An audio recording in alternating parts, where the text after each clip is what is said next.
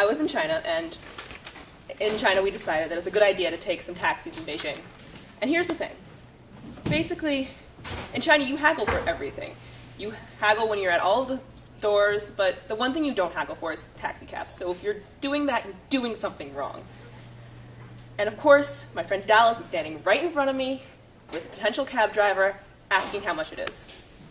50 kwai, he said. 50 kwai is way too much. We have 6 people. We're going to need 2 cabs. We can't pay 100 kwai for cabs. That's ridiculous. So we need to pay 10, which is like equivalent of $2 here.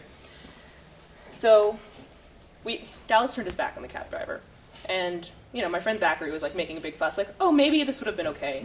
Maybe we should have actually like, stuck with it. My friend Ricardo shuts him up immediately. He goes, what are you talking about?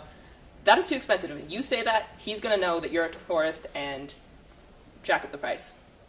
So we're walking through the sea of cab drivers, trying to find someone who's going to be a little more reasonable. And all of a sudden, everyone goes silent. Like, everyone's out there jeering prices and, like, just trying to get attention. But everyone goes silent as we approach this man called, I want to call him the Lao Ban because he's the boss, but calling him the boss has Springsteen connotations I don't want to make. So he doesn't even ask any questions. He just goes, 30 kwai. And I'm sitting there like, okay, so 30 kwai is reasonable if you're bargaining for a cab, but we do have 6 people, 2 cabs. And I explained this to him. I was like, we're going to need 2 cabs, and 60 kwai is a lot. He goes, no, 30 kwai, 6 people.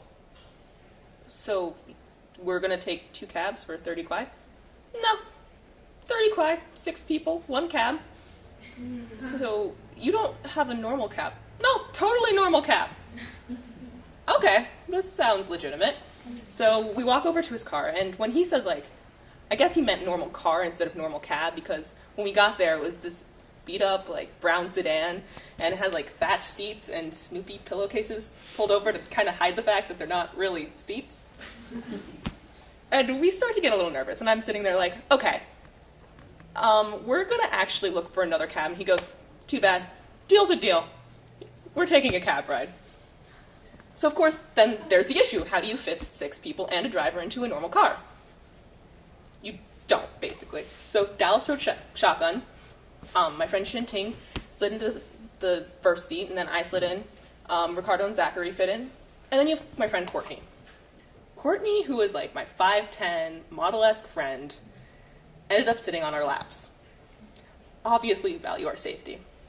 So, of course, this is a pretty ridiculous situation. We're like, okay, of course, in any ridiculous situation, you take pictures. So Dallas is in the front seat, and he's like, all right, he's taking pictures of us, and finally he wants to, like, document our new friend, the Lao Ban, and he's like, can I take a picture of you? And the guy just shakes his head.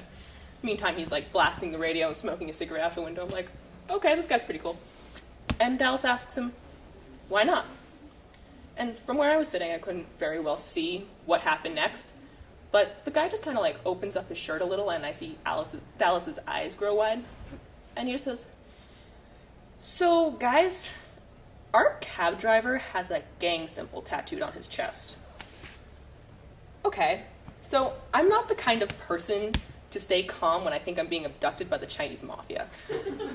I mean, I don't know who would be, but so I'm sitting there and my mind's racing, and I'm like, okay, so I need an escape plan. Okay, somehow I'm gonna get Courtney off my lap. That's kind of a big deal. I'm going to take Shinting, gain some sort of physical coordination I don't have, and shoulder roll out the door into moving Beijing traffic because that's safe. And hopefully Ricardo and Zach will get the same idea. But I guess there's Dallas, and, sacrifices have to be made. Dallas was so nice, so sweet. Such a shame. Of course, as this is all going through my head, I realize, wait, our cab driver stopped the cab.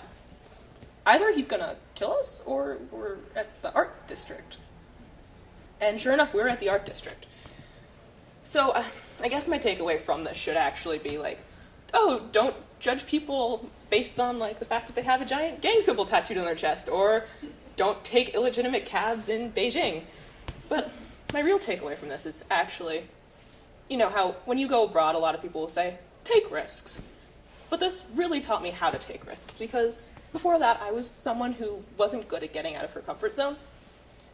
And it taught me to have a sense of adventure and to try things that are probably really risky and I shouldn't try under normal circumstances.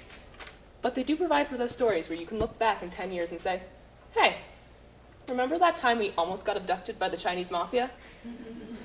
Thank you.